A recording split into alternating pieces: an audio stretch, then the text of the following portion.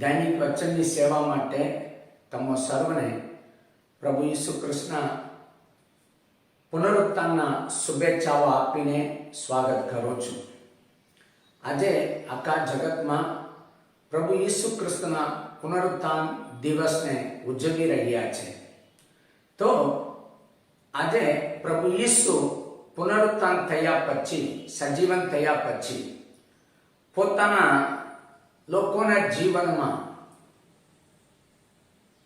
કેવો કાર્ય કર્યા તે વિશે મનન કરીશું। આજે યોહાન લખેલી સુવાર્તા 20મો અધ્યાયથી તમને 5 બાબત બતાવીશ। આવો આપણે વચન સાંભળીએ। પવિત્ર બાઇબલમાં પ્રેરિતોના કૃત્યો 2જો અધ્યાય 24મી કલમમાં એવું લખેલું છે, હું તમારા માટે વાંચીશ।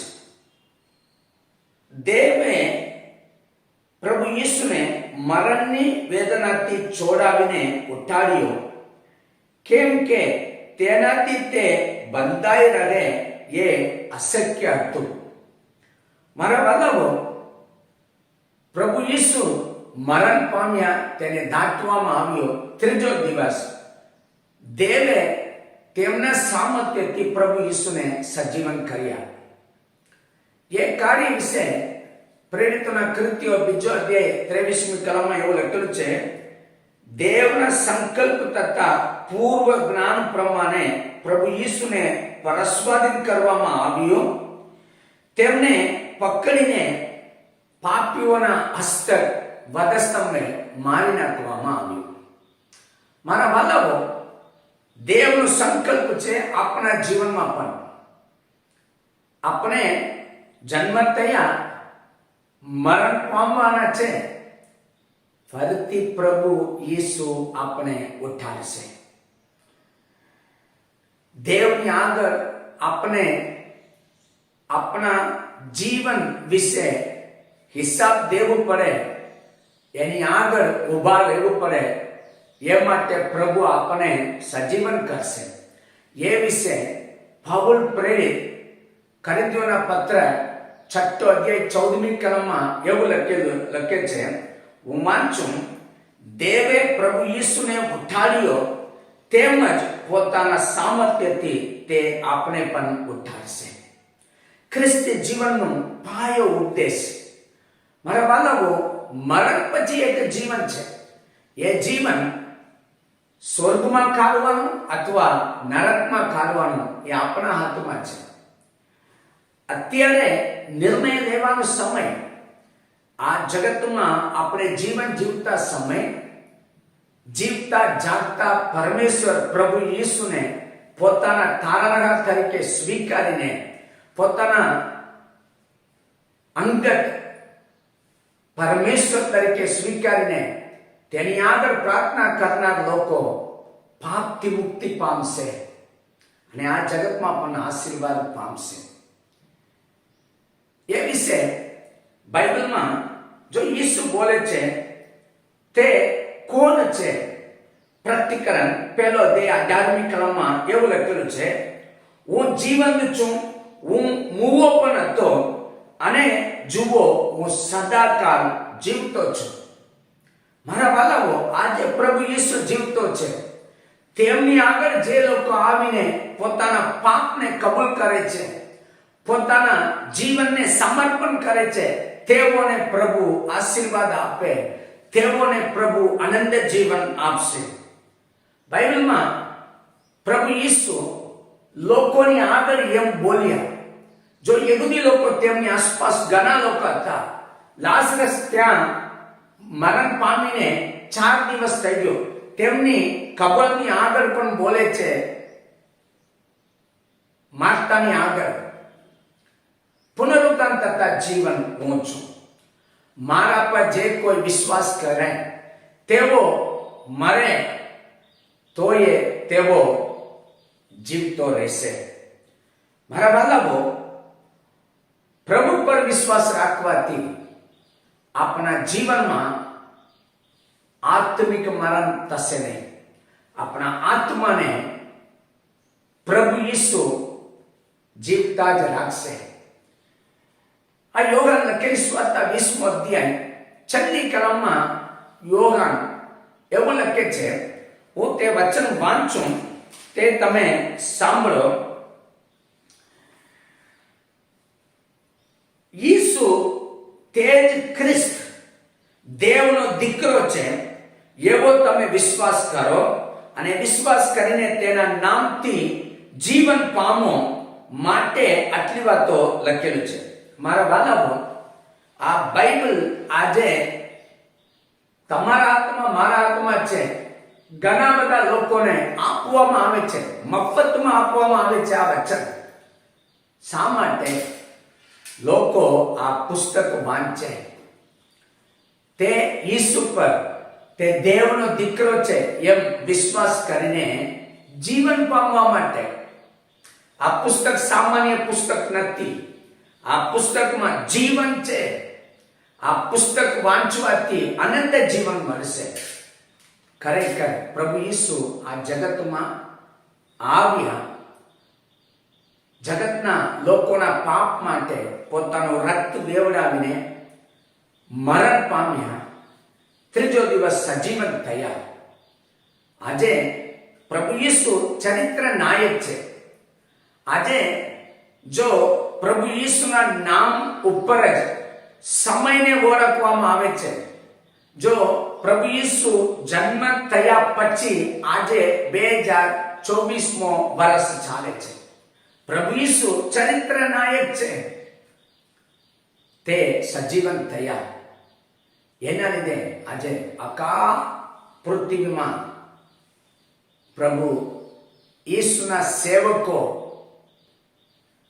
બધા ઠેકાણે સેવા આપે છે. પ્રભુનું નામ ઊંચા કરવામાં આવે છે. તો આવો યોહાન 20મો અધ્યાય પહેલી કલમથી છેલ્લી કલમ સુધી જે લખેલું છે એ મનન કરીશું. પહેલો બાબત, યોહાન 20મો અધ્યાય પહેલી કલમમાં એવું લખેલું છે, મગદલાની મરિયમ વહેલી સવારે ખબરની આગળ આવી. ત્યાં આવે તો ખબરની મોંની આગળ જે મોટો પથ્થર હતો તે ખસેડેલી હતું એ જોઈને આશ્ચર્ય પામતી હતી. તમે માર્ક લખેલી સુવાર્તા 16મો અધ્યાય પહેલી કલમથી 4મી કલમ સુધી વાંચે તો મગદલાની મરિયમની સાથે બીજા બહેનો પણ આવી. તેઓ આવતા સમય તેઓના હૃદયમાં ચિંતા હતી. તેઓના રીત રિવાજ પ્રમાણે પ્રભુ ઈસુના શરીર પર સુગંધિત દ્રવ્ય નાખવા માટે આવે છે, પણ એ કબરની મોંની આગળ મોટો બધો પથ્થર રાખીને બંધ કરવામાં આવેલ છે. એ પથ્થરને આપણા માટે કોણ ખસેડી નાખશે? એ ચિંતાથી તેઓ આવતા હતા. પણ કબરની આગળ આવે તો ત્યાં પથ્થર ખસેડેલી હતી. તેઓ આશ્ચર્ય પામ્યા. મારા વાલાઓ, આજે તમારા જીવનમાં એ બહેનો જેવા, જો મગદલાની મરિયમ, બીજા મરિયમ, એ બધાએ ચિંતા કરતી હતી, કોણ આપણને મદદ કરશે? કેવી રીતે આપણે આ સુગંધિત દ્રવ્ય ઈસુના શરીર પર નાખી શકીએ? એવી ચિંતાથી આવતી હતી. પણ ત્યાં ખબર કાલી હતી. તેઓ આશ્ચર્ય પામ્યા. મારા વાલાઓ, તમારા જીવનમાં પણ કદાચ તમે કઈક બાબતને લીધે દુઃખી હોય, તમે સ્તબ્ધ થઈ ગયા, તમે કઈ કરી શકતા નથી, એવા પરિસ્થિતિમાં પહોંચી ગયા. પ્રભુ ઈસુ તમારા માટે છે જ. પ્રભુ ઈસુ પાસે તમે આવો. પ્રભુ ઈસુની આગળ વિનંતી કરો. પ્રભુ ઈસુ તમારી આગળ જઈને તમારા માર્ગોને પાદરો કરે. પ્રભુ તમારી આગળ જે અડચણરૂપ છે, જે રૂકાવટ છે, એ દૂર કરીને તમારા માર્ગને સપાટ માર્ગ કરીને આપશે. તમારા જીવનમાં તમે પ્રભુ ઈસુ દ્વારા સંતોષ પામશો. પ્રભુ ઈસુ બોલે છે, મારો સંતોષ તમને આપું છું. પ્રભુ ઈસુ તમને સંતોષ પામનાર દેવ છે. તમારા માટે કાર્ય કરનાર દેવ છે. બાઇબલમાં લખેલું છે, તમારી સર્વ ચિંતા પ્રભુ ઈસુ પર નાખો, તે તમારી સંભાળ રાખશે.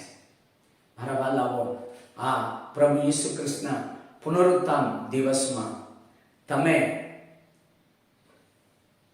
કોઈ પણ કાર્યમાં અશાંતિમાં હોય, તમારી પાસે આશા નથી, ભરોસા નથી, એવું હોય, એ નાણાકીય બાબત હોય, તમારા બાળકોના ભવિષ્ય કાલ વિશે હોય, અથવા તમારા પરિવારના કાર્ય હોય, પ્રભુ ઈસુ તમને મદદ કરનાર દેવ છે.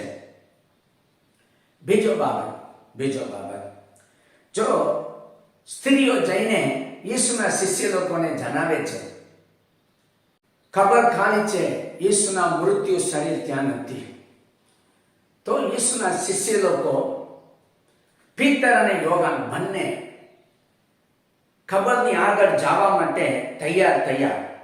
હું વચન વાંચું, યોહાન લખેલી સ્વાર્તા 20મો અધ્યાય 3 અને 4 ક્રમ વાંચું. પીતર તથા પેલો બીજો શિષ્ય કબર તરફ જવા નીકળ્યા. તે બંને સાથે દોડ્યા, પણ પેલો બીજો શિષ્ય પીતરને પાછળ મૂકીને કબર આગળ પહેલો પહોંચ્યો. મારા બાળકો, અહીં પીતર અને યોહાન બંને સાથે નીકળ્યા. પીતર થોડું ઉંમરમાં મોટા છે, પણ યોહાન જુવાન છે. એના લીધે યોહાન આગળ દોડીને ખબરની આગળ પહોંચી ગયા, પણ તે અંદર જઈ શક્યો નથી, કારણ કે તેના મનમાં ડર હતો. પણ પીતર પાછળથી આવ્યા, પણ પીતર અંદર ગયો.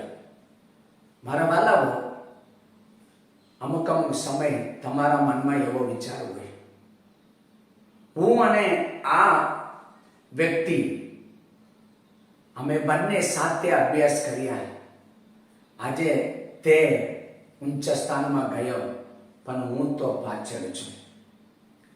મારા બાળકો, તમે બીજાને જોઈને તમારા જીવનમાં નિરાશ થવાનું જરૂર નથી. જો તમે બંને સાથે શરૂ કર્યા, પણ આજે તે ઉચ્ચ સ્થાનમાં છે, તમે એમને એમ છો. પ્રભુ તમને ઊંચા કરનાર દેવ છે.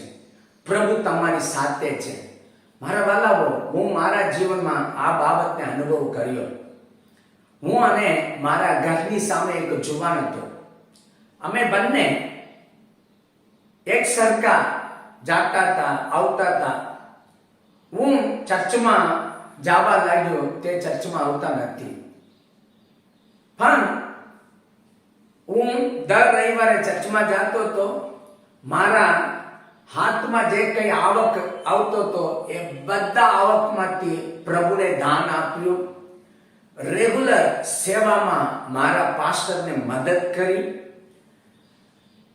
પ્રભુના કાર્યમાં ખૂબ જ ઉમંગ રાખીને દોડતો હતો. પણ મારા જીવનમાં એવો એક સમય આવ્યો, મેં પ્રભુને પૂછ્યું, પ્રભુ, તે દર મહિના એના ઘરમાં કંઈક તો નવી વસ્તુ ખરીદ કરીને રાખે છે, પણ હું તમારો ભજન કરું છું, હું તમારા વચન પ્રમાણે ચાલું છું, પણ મારા જીવનમાં કંઈ નથી. એ કેમ? પ્રભુ મને કશું જવાબ આપ્યા નથી. પણ આજે હું જોઉં છું, પ્રભુ મને તેમના કરતા હજારો ગણા મને મોટા કર્યા. હું આજે તમિલનાડુ જાય તો તે વ્યક્તિને જોઈને હું મનમાં પ્રભુને આભાર માનું છું. કેમ? અમે બંને સાથે શરૂ કર્યા, પણ તે આગળ જતો તો એવું લાગ્યું, પણ આજે તેમની સાથે ખ્રિસ્ત નથી, તેમની સાથે પ્રભુ નથી. એના લીધે તેમના જીવનમાં આજે દરેક બાબતમાં તે થોભી ગયા, અને તેમના જીવનમાં આજે બધું એમને એમ બંધ થઈ ગયું. પણ આજે પ્રભુ ઈસુ મને તેમના કરતા સારા સ્થાનમાં, સારા પરિસ્થિતિમાં રાખે છે. હું દર વખતે પ્રભુને આભાર માનું છું. પિત્તર વિચાર કર્યા છે ને, મારી ઉંમર મોટી છે, હું દોડી શકતો નથી, એ મને મારો હાથ પકડીને અથવા મારી સાથે ચાલીને જઈ શકે, એ છોકરો આગળ દોડી ગયો, એમ લાગ્યું હશે ને. તમને પણ એવો અમુક સમય લાગે, પણ પ્રભુ તમને ત્યજી દેશે નહીં. પ્રભુ તમને એકલા મૂકી દેશે નહીં. તમને પ્રભુ લોકોની આગળ ઊંચા કરશે, તમારા માથું પ્રભુએ ઊંચા કરશે. તમે ચિંતા કરવાની જરૂર જ નથી. પ્રભુની આગળ તમે હિંમત રાખો. પ્રભુની આગળ હિંમત રાખો. હિંમત રાખો. ત્રીજો બાબત, જો મગદલાની મરિયમ યીશુના શબ વિશે બહુ ચિંતા કરતી હતી.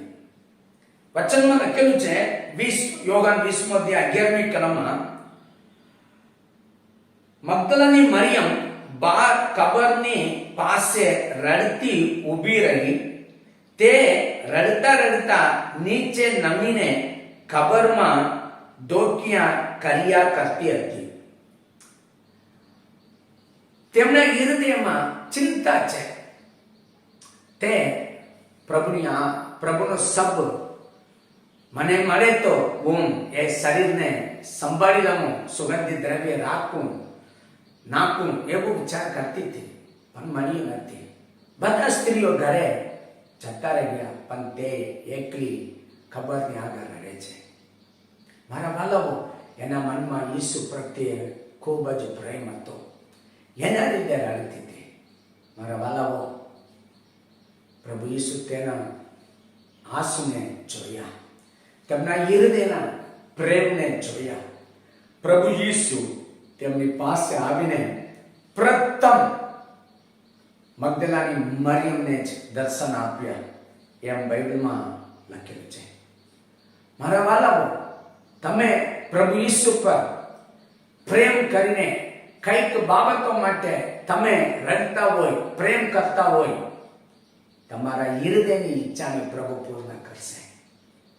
કદાચ આત્મિક જીવનમાં તમે પ્રભુ માટે, પ્રભુના નિયમ શાસ્ત્ર પ્રમાણે તમે બધું કરતા હોય, આ વચનનો ડર રાખીને તમે દરેક ટેકાને ચાલતા હોય, પણ તમારા હૃદયમાં કઈક બાબતોને લીધે ખાલીપણું મહેસૂસ થાય છે ને, એ ખાલીપણાને પ્રભુ ભરપૂર કરશે.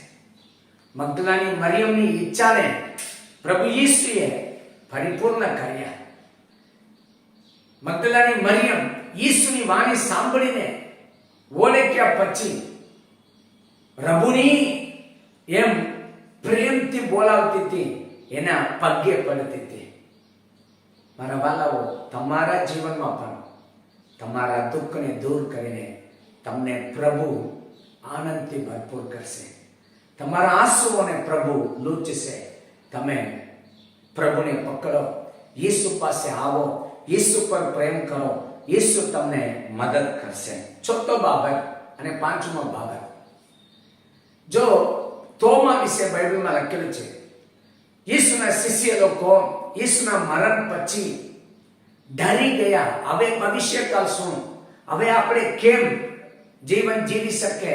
હવે આપણે લોકો પકડીને મારશે, મારી નાખશે, એવો ડરતી તેઓ ઉપલી મેળમાં બેઠા છે, ઘરમાં બેઠા છે. તે ઘરમાં પ્રભુ ઈસુ મહિમાવાન શરીર સાથે અંદર આવ્યો. ત્યારે તોમા ત્યાં નથી. ઈસુ શિષ્ય લોકોને પાસે આવીને તમને શાંતિ પાવો એમ બોલ્યા. બાઇબલમાં લખેલું છે, તેઓ ઈસુને જોઈને હર્ષ પામ્યા.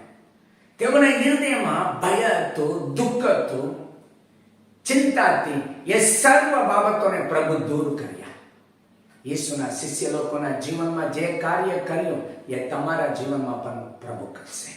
હિંમત રાખો. તે સમયમાં તોમા નહોતા ત્યાં. તોમા બોલે છે, ઈસુના જો હાથમાં જે ઘા છે એમાં મારા આંગળી નાખીને જોઉં, એના કૂકમાં જે ઘા છે એમાં મારો હાથ નાખીને જોઈએ તો હું વિશ્વાસ કરું. મારા વાલાઓ, કદાચ મારા કલ્પના પ્રમાણે તોમાં પ્રાર્થના કર્યા છે, પ્રભુ બધાઈને તમે દર્શન આપ્યા, મને પણ દર્શન આપો. ઈસુ તોમાની પ્રાર્થના સાંભળીને 8મો દિવસે પાછા આવ્યા. તોમા જે શબ્દ બોલ્યા એ શબ્દ પ્રમાણે બોલે છે, તું તારો હાથ ગાલીને જુઓ. ત્યારે તે બોલે છે, મારા દેવ, મારો પ્રભુ. ઈસુ બોલે છે, તું અવિશ્વાસી તરીકે રહેવાનું નહીં. જોઈને વિશ્વાસ કરવા કરતા જોયા વગર જે વિશ્વાસ કરે છે તેઓને ધન્ય છે. મારા વાલાઓ, તમારા મોઢેથી જે કઈ શબ્દ બોલો છો એ પ્રભુ સાંભળે છે. તમે દુઃખના લીધે બોલતા હોય, ગુસ્સોના લીધે બોલતા હોય, પણ પ્રભુ તમને જાણે છે, ઓળખે છે. તોમાં હૃદયમાં જે અવિશ્વાસ હતો તે અવિશ્વાસને પ્રભુએ દૂર કર્યા. તમારા જીવનમાં પણ પ્રભુ આવીને જરૂર કામ કરશે. પ્રભુ આ પુનરુત્થાન દિવસમાં તમને આશીર્વાદ આપે. હાથ જોડીએ પ્રાર્થના કરીએ. સ્વર્ગીય પિતા, તમારી પાસે આવીએ છીએ. આ સંદેશ સાંભળનાર સર્વ લોકોને આશીર્વાદ આપો. તેઓના જીવનમાં અમે નવો આશીર્વાદ, તાજો અભિષેક આપીને તેઓને ઉન્નતિ કરો. ઈસુના નામમાં માંગુ છું પિતાજી, આમેન.